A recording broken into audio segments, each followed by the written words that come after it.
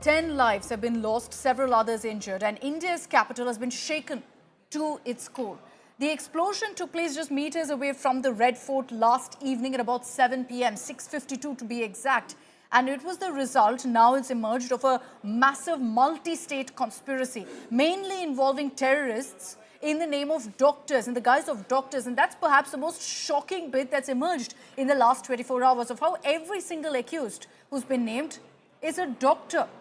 Preliminary investigation has unearthed that the blast is linked very much to the massive Faridabad terror bust, in which over 2,000 kilos of explosive material was nabbed. So that tells you that the plan was to carry out a much, much larger terror attack. But I want to focus on one name that's emerged in the last 24 hours. Another doctor, yes, Mohammed Umar. He was the one allegedly behind the wheels of the I-20 that exploded at that red light right next to the Lal Killa metro station. So it is suspected that this was a suicide bomber.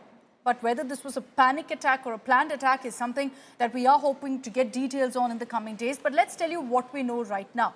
And we've got a number of CCTV videos, statements of eyewitnesses with which we've pieced together the exact trail of terror. Let's start with 8:04 a.m. Monday. The I-20 car driven by this Dr. Umar, because there's CCTV footage to corroborate that, enters Delhi from the Badarpur border, so from Faridabad into Delhi.